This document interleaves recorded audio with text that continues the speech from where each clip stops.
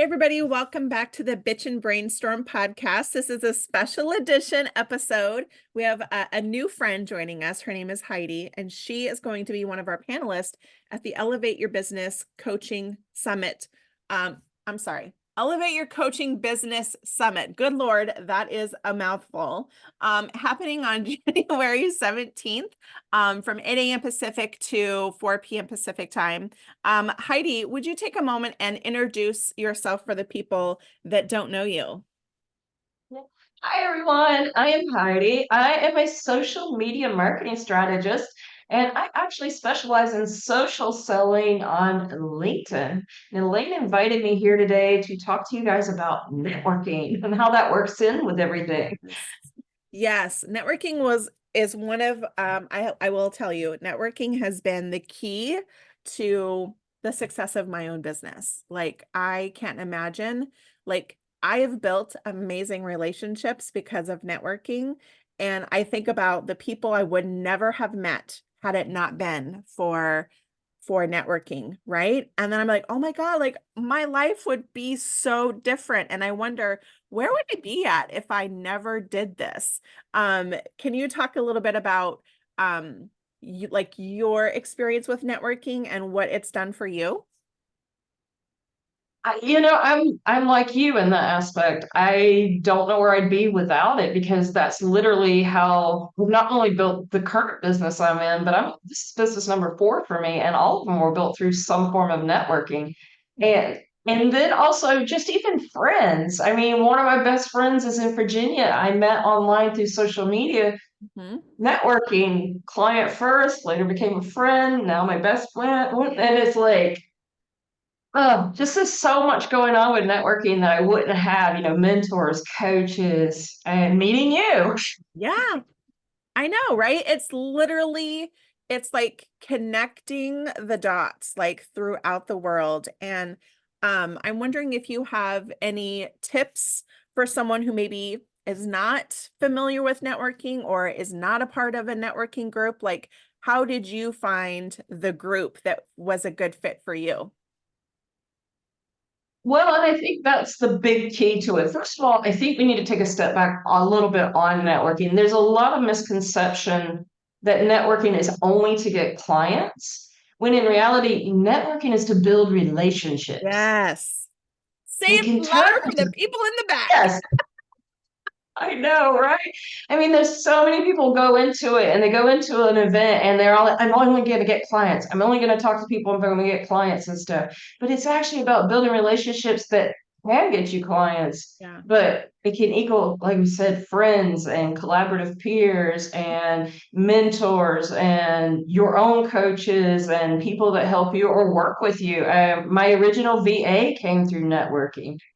So there's so many different things you can get through networking, even just learning from Yeah. people.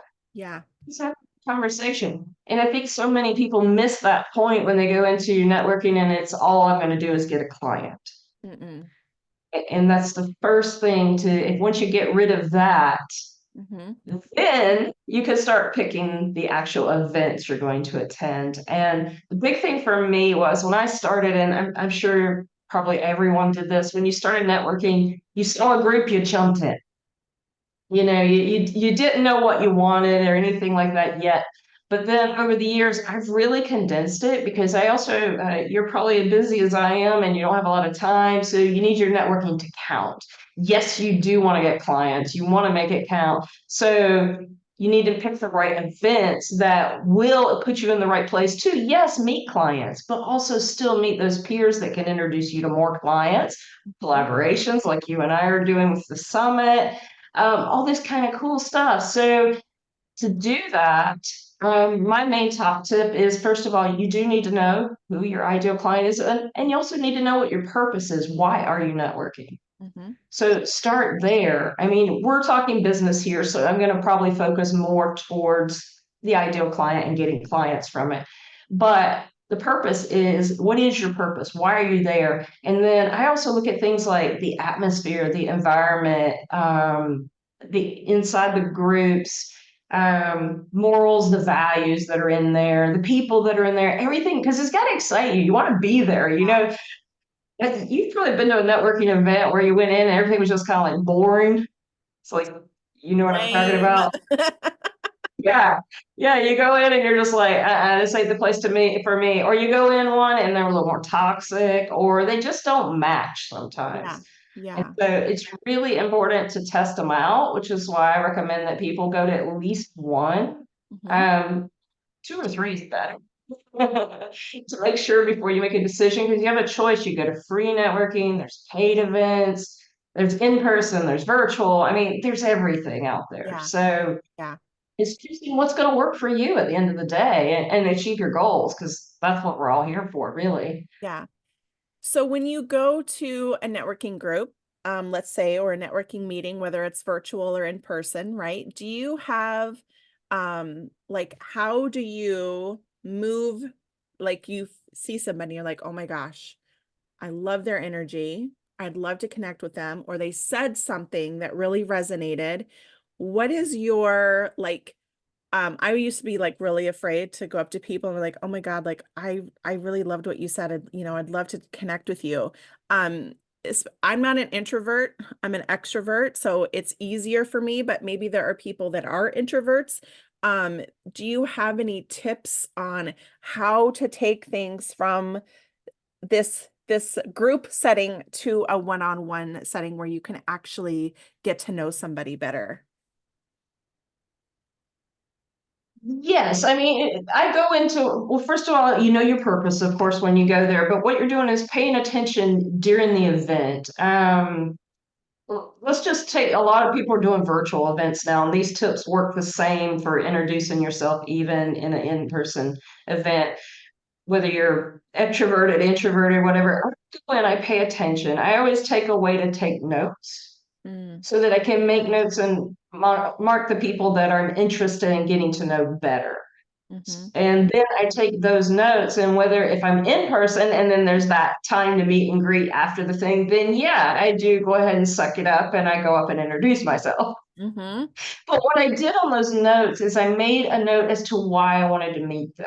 Maybe it was something they said, something they did, something that resonated, or I just find the person really, really cool, something that about them. Maybe it was their title, their event, their experience, or something. And I just take that and I go up, because I feel like it's easier at a networking event than, say, just a random stranger. Because at least with a networking event, you know you're all there for that purpose. Yeah. Yeah.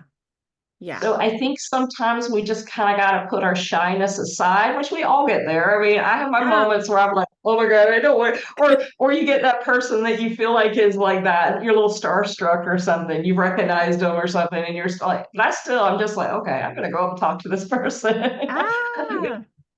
Because you're at an event that allows you to do that. So take advantage of the opportunity. And it's even the same virtually. It's probably almost a tad bit easier virtually, because then we can actually connect with them on social media, and you can maybe think about that DM you send or Hmm. something like that. It's a little easier than in person. But either way, make sure you've taken notes. Mark what it is that you liked and resonated so that you have a conversation starter, and Yeah. that it's more authentic that way. Yeah. Yeah. Do you have any networking faux pas that you could share with us? Are there things that we should not be doing at networking events? My opinion, no politics, no religion, Good, no very, good very, very one. personal details. Yeah, good one. Yeah. I just think you're meeting people for the first time and stuff. And yes, it be yourself. This isn't the faux pas. Always be yourself. Hmm. But also, in some ways, you're meeting people for the first time. So maybe don't go up and immediately word vomit on people. I have people do that to me in DM when we've just met, and literally I've got their life history in one long DM, and I'm just like, you're overwhelmed. And it's the same in person, because nobody can get a word in. Yeah. And so, don't word vomit on people. Ask questions. Be curious about them. Make sure you have breaks in the conversation, and so that give the other person time to talk. Make sure you're listening Hmm. so that you miss it. That's probably the biggest ones if you really want to make good connections and good relationships. You know, the Yeah. basics. The people want to feel seen, heard, and feel special, and that's what, at the end of the day, that's how you're going to build a relationship. Yeah. My one big faux pas I'll share with you is that this happened has happened several times. It's like, hey, they just go around and collect business cards from everybody and then they add them to their email list without permission. And I'm like, what are you doing? Like, what is this? Like, this is not okay. So that That's to just me is a big one. that's a good one I didn't even think to add to that list, but you 100% right. It's definitely a no-no. And it's actually against the law in a lot of places too, especially in Yeah. Europe. But I think the US is even getting that now. Hmm. But yeah, Oh don't yeah. do that either. Don't do it. Don't do it. Don't do it. When I was first started out in networking, like I was trying to figure out like where do I fit, right? And so the first networking event I ever went to was every city in the US. I don't know if this is true for international, but we have what we call a chamber of commerce, which is kind of like a business center and they have luncheons or, connecting activities or whatever. And so I went to one. And that's where like I got introduced to other people. And then before you know it, I'm getting invited to BNI groups. And I joined a BNI group and was in a BNI group for a long time. And then I realized as my business started changing and evolving, my target audience was also shifting. And the BNI group that had men in it was really not the most appropriate place for me anymore because I didn't want them talking about what I did. And if you're curious what that was, I was a boudoir photographer. And so yeah, I didn't want men talking about what I did because you can't talk about it.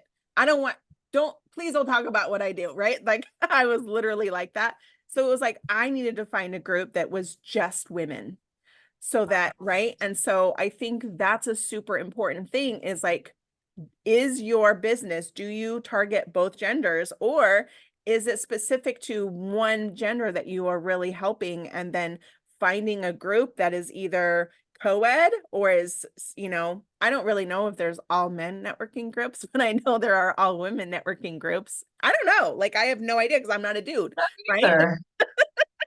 That's going to have to be one I'm going to have to do a little research on now because I I actually know. don't know. I know. But yeah, definitely plenty of just women ones, and then of course you can narrow that in by certain skin colors too, religions, faith. I mean, there's a lot of different ways. It's kind of Yeah. like dating sites. There's a lot of different ways, right down to farm dating if you want Uh-huh. to. I mean, it's pretty Yeah. much the same with networking, except I don't know if there's any men only groups. I I'm have not no sure. idea. Um, yeah, I don't know, but yeah, that goes back to what I was meaning by atmosphere and the environment in the group and stuff. Is it a safe place for you? Is it a place you want to hang out and be? And like you said, you didn't want men talking about your boudoir business, so it makes sense to me too, because you're creating a safe space for women to feel safe to do this. Right. They don't want to feel like there's pervy men hanging out Right. seeing this.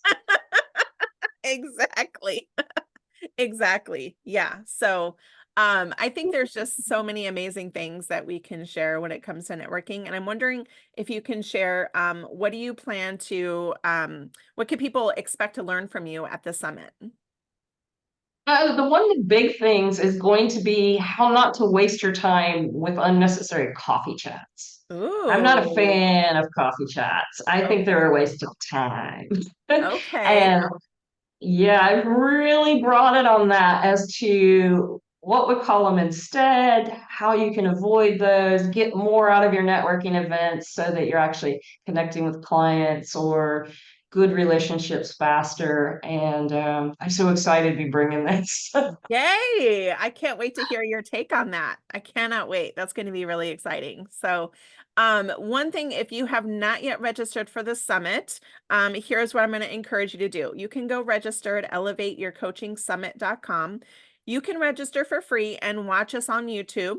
Or you can pay $47 and participate in the summit, which I highly encourage because you'll get to go into a breakout room with our panelists and implement something that you learned, right? I want to take you from info collector to action taker. And so that you're not just coming to another summit to take a shit ton of notes and do nothing with it. Like that is not allowed. So I would highly encourage you to come and participate in the summit so that you can, one, participate in those breakout rooms, but also you'll be able to win amazing prizes and you'll get access to all of the courses, the pre-recorded videos that our panelists have all submitted. So they're only going to get 5 minutes at the summit, but in the pre-recorded sessions, you're going to get to learn a lot more from them on their topic. So I highly encourage that. For $47, that is such a steal. So if you have not yet registered, I would highly encourage you to do so. You'll get to meet people like Heidi and a much of like 36 other amazing speakers and panelists. So if you have not registered, this is your opportunity to do so. So thank you, Heidi, for joining me and being a new friend to the summit world, and hoping to see you guys all at the summit. So have a super amazing day. Thanks again, Heidi. Thank you.